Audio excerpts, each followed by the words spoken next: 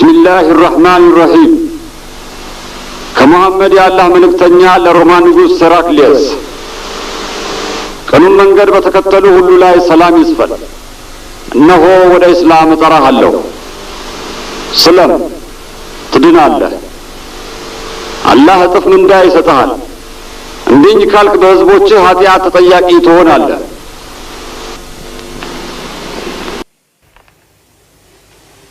He speaks of a new prophet in Arabia. Was it like this when John the Baptist came to King Herod out of the desert, crying about salvation?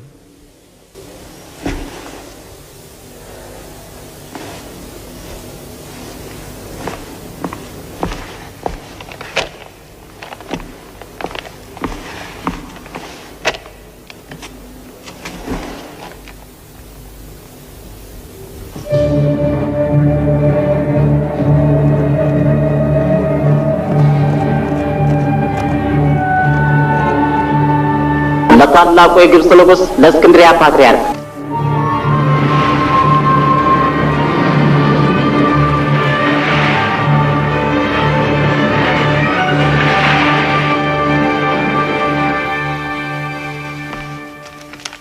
ከሙሐመድ ያላህ መልእክተኛ ለፐርሺያ ንጉስ ኪስራ ሰላም ትድናለህ አላህ እጥፍ ምንዳ ይሰጣል እንዲህ ካልክ የህዝብህን ኃጢአት ሁሉ ተሸካሚ ነህ አንተ በራዘላት ለፐርሺያ ንጉስ እንዴት እንደሚያመልክ ልታስተምረው ትከጅላለህ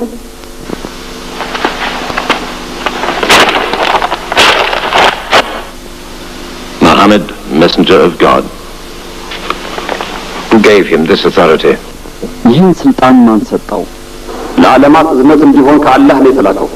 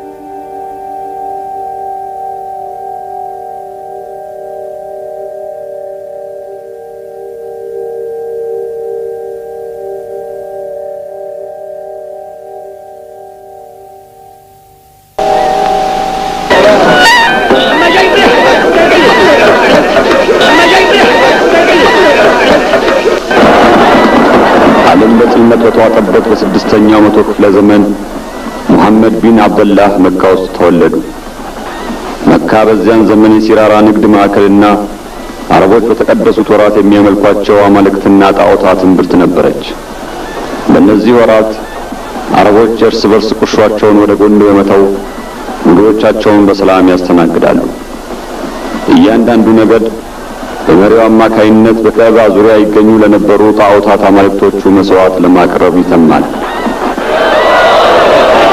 ነብዩ ኢብራሂም ለአንድ አምላክ ብቻ ላደሩ ምእመናን መለኮታዊ ተምሳሌትና መገናኛ ይሆን ዘንድ ያነጹት ካዕባ በአረብ ጎሳዎች ቁጥር ልክ የሆኑ 360 ጣዖታት ታጭቀውበታል በጊዜው መካን የሚያስተዳድሩት የነገደ ቁረይሽ መሳፍንት ነበሩ ከነርሱ ውስጥ ባለጸጋዎቹና ታላላቆቹ የበኒ አብዲዳር ጎሳ ሰዎች የጣዖት ንግዱን በብቸኝነት ተቆጣጥረው በበዓላቶቻቸው ቀናት ያጧጥቁታል። የሙሐመድ አያት የሆኑት የበኑ ሐሺም ጎሳ አባላት ለአምልኮ ወደ መካ የሚመጡ እንግዶችን መካን ለቀው ወደ የመጡበት እስኪመለሱ ማስተናገድን መርጠዋል።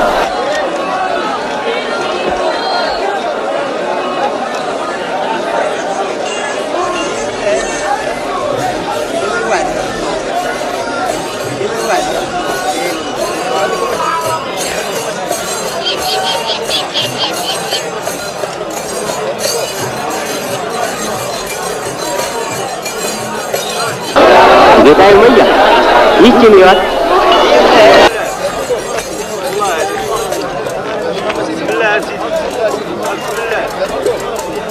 ብላል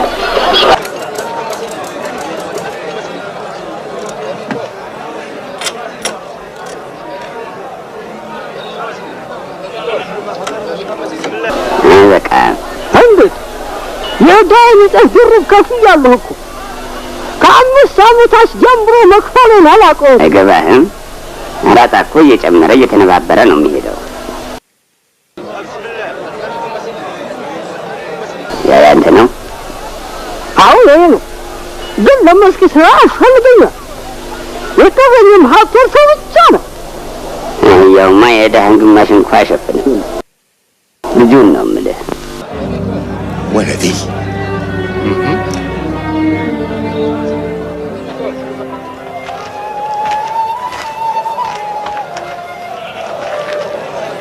የዛሬው ገበያ እንዴት ነው ሜራ? ገና አልበቃ ሲራራው በመግባት ላይ ነው። የዘንድሮ ማለት ሲወርቅ ናቸው።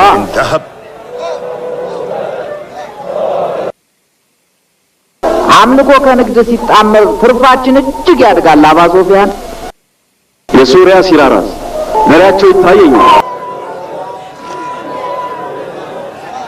ከወትሮ ቀድመው ነው የደረሰው። ሌላኛው የውሃ ጉድጓድ ቀጂዎችን ጨምር። ስንት እንረድ? 70 100 ሙላው። የመካን ግርማ ሞገስ ጠብቅላት። ለመሪዎቿም 10 ሰንጋዎችን አዘጋጅ። የሰው አብነቱ ክብርና ኩራቱ ችሮታም ሞገሱ ስስትን መክላቱ ቁንቁን አባህና ታቅፌ ልሙት ባይ ጥሪቱም ያልፍና ሁለተኛ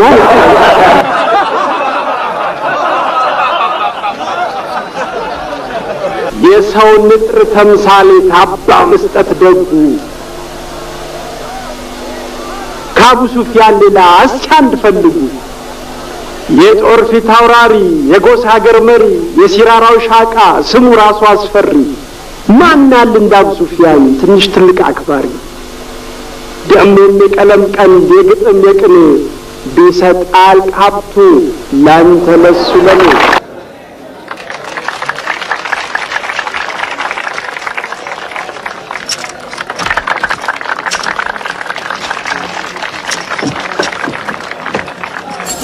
እመቤቴ የቻይና ሀር ይንጸርቅ ሲያዩት ማስደሰቱ። መልካም 7 ሜትር ስንት ነው? 20 ዲናር ብቻ። ለአቡ ሱፊያን ሚስትስ የፈለጉት ዋጋ ይሰዱት እመቤቴ። 15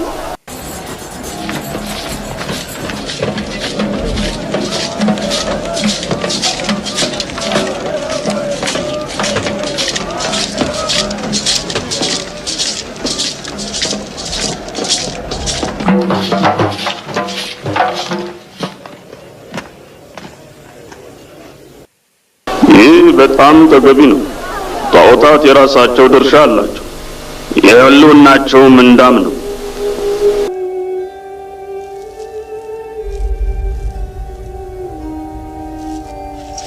አበላ ያዘ የቆመውን ሰው እንዴት እንደሚመለከተኝ ታየዋለህ?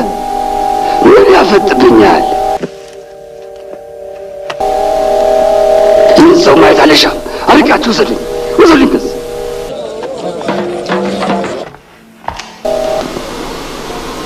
ለምንድን ነው መሐመድ እንዲህ የሚከታተለን? ለምን አንድ አትለው? የወንድሜን ልጅ ምን እንደነካው አላውቅም። ለምን በልኩ እንዲሆን አትመክረው? ምናልባትም ይመለስ ይሆናል። እድሜው 40 ደርሶ ሊመለስ በዚህ እድሜው ከምቹ ፍራሽ ጋራን አስፈልጦ ብቻውን መጎለቱ ተገቢ አይደለም። ኸዲጃን የመሰለች ባለጸጋ ሚስት እያለችው ቢፈልግ መካ ውስጥ ምርጥ የተባለውን ሁሉ ነገር ማግኘት ሲችል ጋራ ለጋራ መባከኑ ምን ይባላል?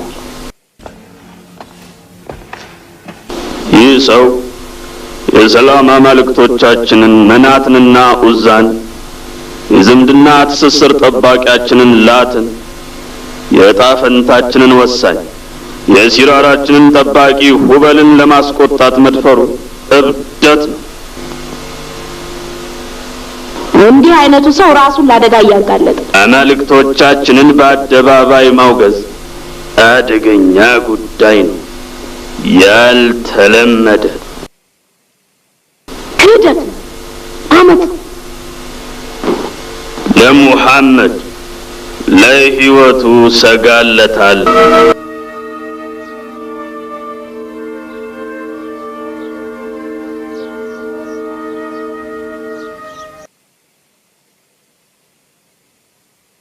ይህን ገበያ ስለየው ልቤ በሐዘን ይደማል። ምናልባትም ለከርሞ ስለማላየው ይሆናል።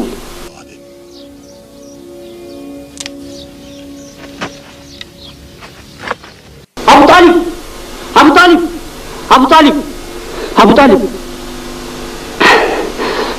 እስኪ ረጋ በል ዘይድ። ሙሐመድ ከሂራ ዋሻ ተመልሷል? ኧረ የለም አላየነው። ኸዲጃ ናት እርሶ ዘንድ ይኖር እንደው በማለት ይላከችኝ። ምናልባት ከአቡበክር ቤት ይሆን? ኧረ እዚያም ጠይቄያለሁ፣ የለም። እንግዲያውስ ዋሻ ውስጥ ሳይሆን አይቀርም። 3 ቀን ሙሉ የአሁኑ መገለሉ ከወትሮ በጣም አምረዘመ። ከዚያ ጋራ ላይ አንዳች ነገር እንዳያገኘው እሰጋለሁ። ምን እንደሚከጅል አላውቅም።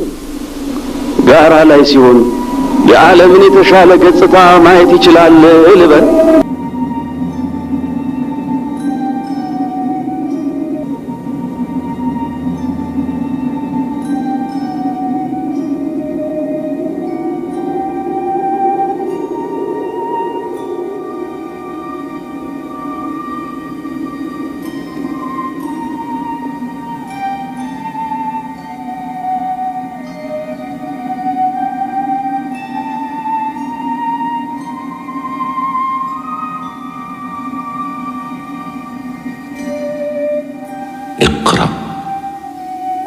اقرأ باسم ربك الذي خلق خلق الإنسان من علق اقرأ وربك الأكرم الذي علم بالقلم علم الإنسان ما لم يعلم.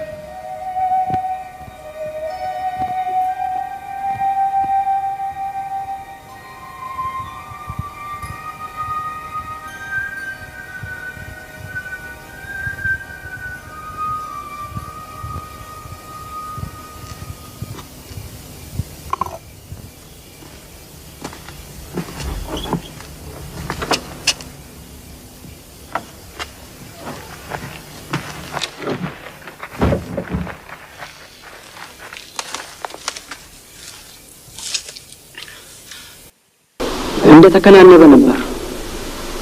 ራዩ አስጨንቆታል። እጆቹን ማንቀሳቀስ እንዳይችል አድርጎ አዳክሞታል።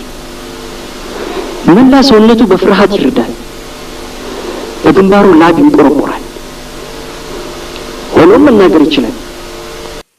ዘይድ የወንድሜ ልጅ መሐመድን ምን አገኘብኝ? ዋሻ ውስጥ በተመስጦ ያስብ ነበር።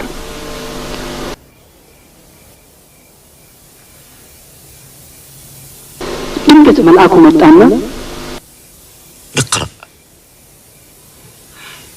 መሐመድም ማንበብ አልችልም አለው። መልአኩም ደግሞ ደጋግሞ اقرأ አለው። መሐመድም ማንበብ አይሆንልኝም ሲል መለሰ። በዚህ ጊዜ የራእዩ መልአክ እንዲህ አለው፣ اقرأ باسم ربك الذي خلق خلق الإنسان من علق اقرأ وربك الأكرم الذي علم بالقلم علم الإنسان ما لم يعلم. محمد አንቀጾቹ ልቡናው ውስጥ የተጻፉ ያህል አንዲት ፊደል ሳይስት አነበበ። ጅብሪልም ተመልሶ ሄደ። ጅብሪል መሐመድ ከዋሻው ሲወጣ መሐመድ ሆይ አንተ የአላህ መልእክተኛ ነህ፣ እኔ ደግሞ ጅብሪል ነኝ የሚል ድምፅ ከወደ ላይ በኩል ሰማ። እናም ሲንደረደር ወደ ቤተሰቦቹ ሄደ። ለኸዲጃም ያየውንና የሆነውን ሁሉ ነገራት። እርሷም አይዞህ ያጎቴ ልጅ ተረጋጋ፣ ነፍሴን በቁጥጥሩ ስር ባደረገ አምላክ እምላለሁ የመላው የሰው ዘር ነብይ እንደምትሆን ተስፋ አደርጋለሁ በማለት አጽናናቸው። ይህን ሁኔታ ከአንተ ሌላ ማን ያወቃል? ቀድሞ ያወቁት ኸዲጃ፣ አሊ፣ አቡበከር ናቸው። አንተስ? እኔማ የጉዲፈቻ ልጁ አይደለሁ? ተጠንቀቅ፣ ይህንን ጉዳይ መካ ውስጥ ለማንም እንዳትናገር። በሕፃንነቱ ተንከባክቦ ያሳደገው አጎቱ ምን ጊዜም ከጎኑ እንደሚቆም ንገረው። መሐመድ ወገኖቹ እንዲሰበሰቡ የጠየቀው ምን ፈልጎ ይሆን? እኔም አላወኩም። ለማወቅ ነው ጥሪውን የተቀበልኩት። ዋሻ፣ መልአክ፣ እንግዳ ነገር ነው። አቡ ሱፊያንስ ምን ይላል? ይህ የበኑ ሐሽሞች ጣጣ እንደሆነ አድርጎ ነው የሚቆጥረው። ይህ እኮ አዲስ ነገር አይደለም፣ በቀደምት ነቢያት የተለመደ ነው። በእርግጥ ለመካ አዲስ ነገር ሊሆን ይችላል። አላህ በኑህ፣ በሙሳ፣ በኢሳና በሌሎችም ነቢያት ሁሉ ላይ ይህን መሰል መልእክት አውርዶ የለምን?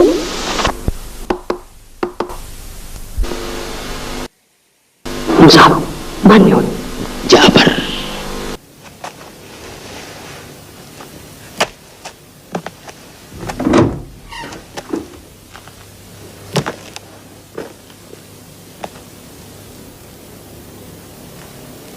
ምንድን ነው ያዝከው?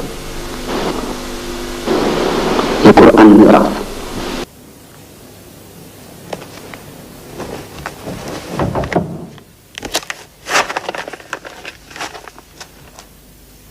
بسم الله الرحمن الرحيم.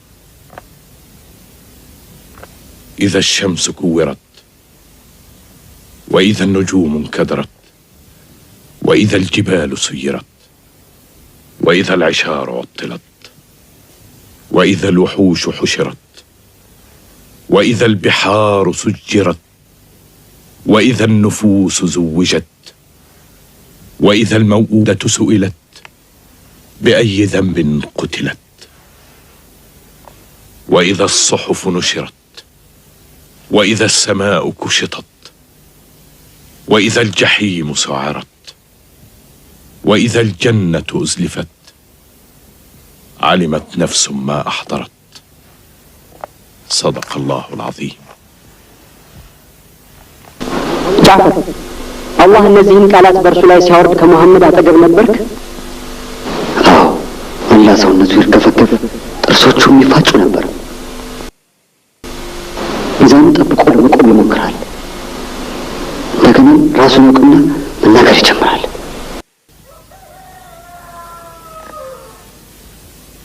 ጎህ ቀደዋል።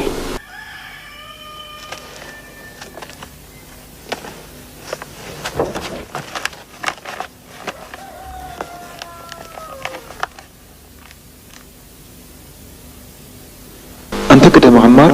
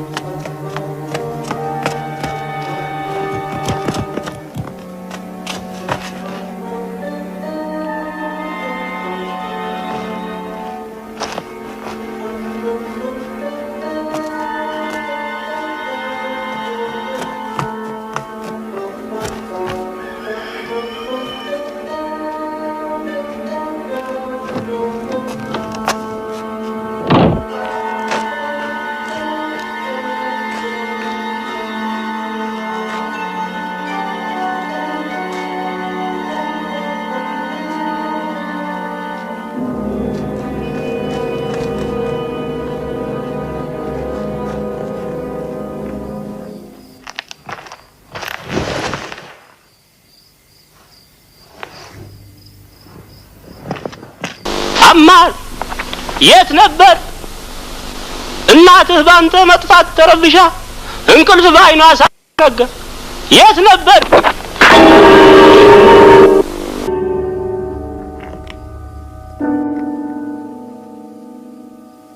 አምላኬ ሆይ ይቅር በለኝ፣ ጥፋቱ የኔ ነው። እድሜ ልካችንን ሲረዳን የኖረውን አምላክ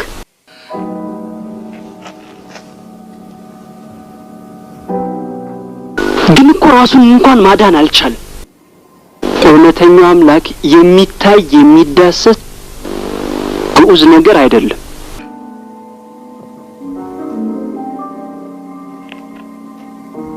አማር አማልክቶቻችንን ካባ ውስጥ ዘወትር እናያቸዋለን። አማር ስላንተ ስጋት ይዞኛል። ወደ ጥፋት የሚመሩህን ሰዎች እየተከተልክ ነው። እኔ የምከተለው ሙሐመድን ነው ማዬ። ሙሐመድ እውነተኛና ታማኝ ስለመሆኑ ድፍን መካ ይመሰክራል። ቸር የረጋና የሰከነ ሰው ከሰው ሳይለይ ለሁሉም ሰላምታ አቅራቢ ቢሆንም የአማልክትን ክብር እንዲዳፈር አልሻም። አማልክት ሰዎች በረሃብ እንዲረግፉ፣ ሀብታሙ በደሃው እንዲያላግጥ፣ ኃይለኛው ደካማው እንዲረግጥ የሚፈቅዱ፣ ሴቶች ልጆች በወላጆቻቸው ከነህይወታቸው በግፍ እንዲቀበሩ የሚፈቅዱ አማልክትን ከአማልክት ቆጥራቸዋለህ?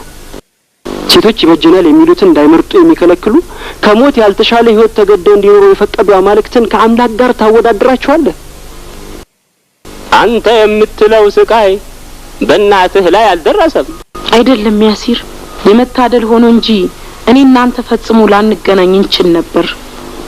አማር አንተንም ለመውለድ አንበቃም ነበር።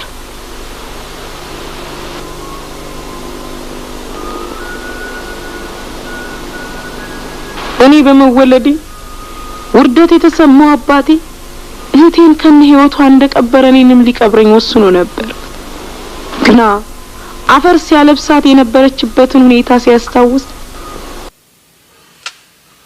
በእኔ ላይ ያንን ጭካኔ መድገም አልሆንልህ አለው። ጣቱን ይዛ ለመነሳት ሞከረች፣ ግን አቅም አጣ። አያያዟ አሳዛኝ ነበር። በባህሪዋ የዋህና አሳዛኝ ልጅ ትመስለኛለች። አባዬ ይህን ትዕይንት ማስታወሱ ነበር የመኖር እድል እንዳገኘ አይረዳኝ።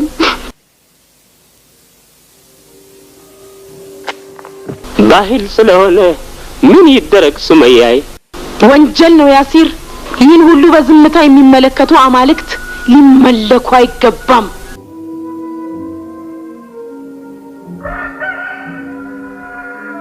የንጋት ሶላትን ከነብዩ ጋር መስገድ አለብኝ።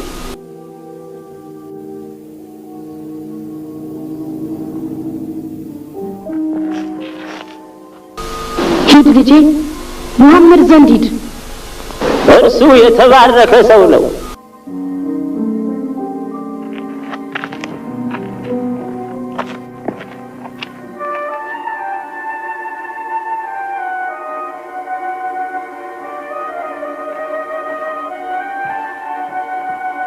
ሰዎች እየተከተሉት ነው።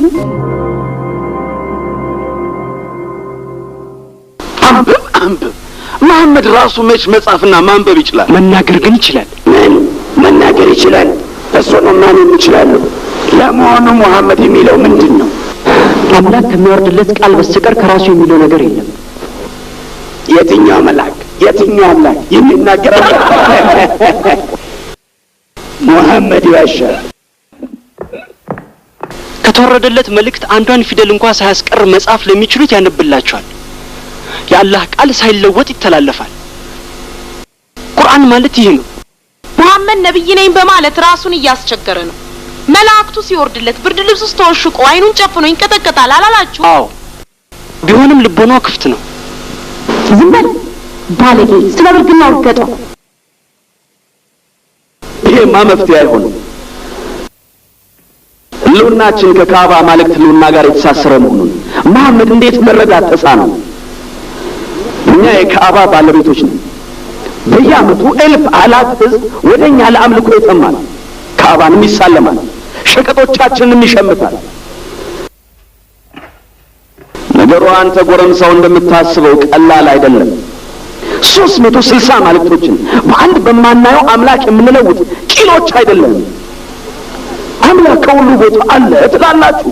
እዚህ ቤት ውስጥ ጣይፍ፣ የስሪብ፣ የመን ነገሩ እንደዚህ ከሆነ ህዝቦች በሁሉም ቦታ የሚያገኙትን አንድ አምላክ ትተው ወደ መካ የሚመጡበት ምን ምክንያት ይኖራቸዋል? ስማ፣ እነኚህ አማልክት ለቁረሾች የአምልኮ ብቻ ሳይሆን የገቢ ምንጮችም ናቸው። አላህ የሚሸጥ የሚለወጥ ሸቀጥ አይደለም። ግድ የለም፣ አለንጋ ስርዓት ያስተምርሃል። አንተ ልጅ ብትጠነቀቅ ይሻላል። ጥያቄ አለኝ። ማይም መምህራችሁ ባሪያ ከጌታው ጋር እኩል ነው እያለ እንደሚያስተምራችሁ ሰምቻለሁ። በገንዘብ የገዛሁት ይህ ጥቁር ቢላል ከኔ ጋር እኩል ነው? አዎ፣ ሰው እስከሆነ ድረስ የአላህ መልእክተኛ የሰው ልጆች እንደ ማበጠሪያ ጥርስ እኩል ናቸው ሲሉ አስተምረዋል። ይህ ባሮችን ለአመፅ የሚገፋፋና አጉል ምኞት ውስጥ የሚከታቸው ሀሳብ ነው። ቢላል መካ ውስጥ በአንድ ጌታና በወራዳ ባሪያው መካከል ያለውን ልዩነት ለዚህ ጎረምሳ አስተምረው። አለንጋ ውስጥ አንዲት ቃል እንኳን መተንፈስ እንዳይችል አድርገህ ግረፈው። ቢላል ግረፈው፣ ግረፈው፣ ግደለው።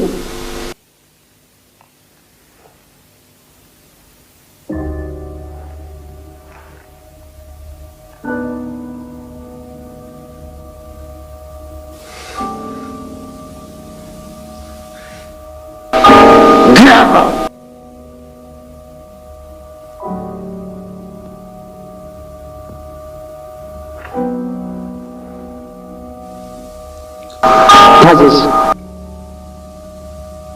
ጌታህን ታዘዝ ቢላል።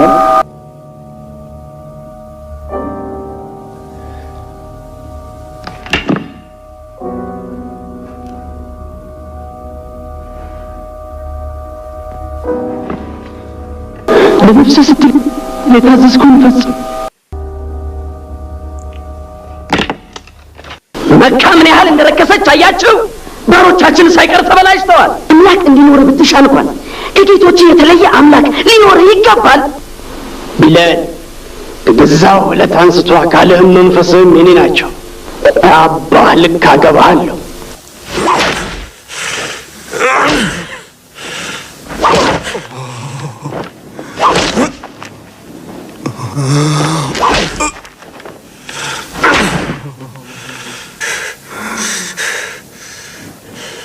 أحد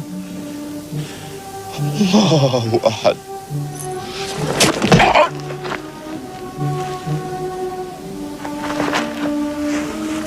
من هيال أحد أحد أنا أحد أنت أملاك ويسنجتا أحد أحد الله أحد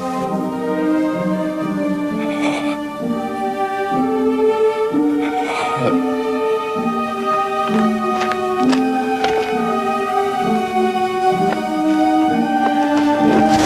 أحد أحد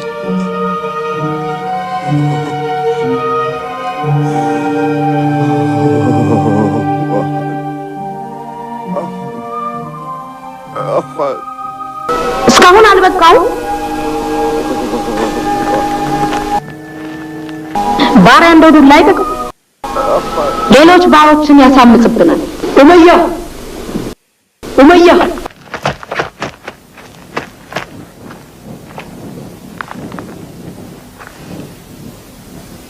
አቡበክር ቢላልን ከዋጋው በላይ 100 ዲናር ጨምሮ ሊገዛ ይሻል። አትቸኩል፣ ረጋ በል። ማህለን በመቀጣት ላይ ያለን ባሪያ መግዛት ባህላችን አይደለም። ያንን ለእርሱ ተወው። እሺ 200 ዲናር ኡመያ። አቡበክር እርሱ ማለት ሙሐመድ ማለት ነው። ለአንድ ባሪያ ይህን ያህል የሚንገበገብለት ለምን ይመስላችኋል? ወደፊት ከብቶቻችንን እኛው ራሳችን እንድናግድ ነው።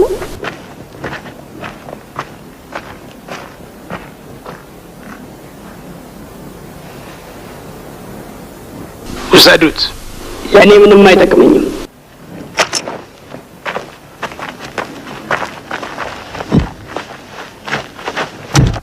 በሕይወት እስካለው ድረስ ልትታዘዘኝ ይገባል። አባቴን ለምን ታስቆጣቸዋለህ? የመጠጥ ሱሰኛ ሆኜ ሰክሬ በየጎዳናው በንዘላዘል ኖሮ አባቴ ኩራብኝ ነበር። እህት ዓለም ዝም በለህ አትበለኝ። ምን ነካችሁ? ምን ሆናችኋል? ሁላችሁም ልጆቼ ናችሁ።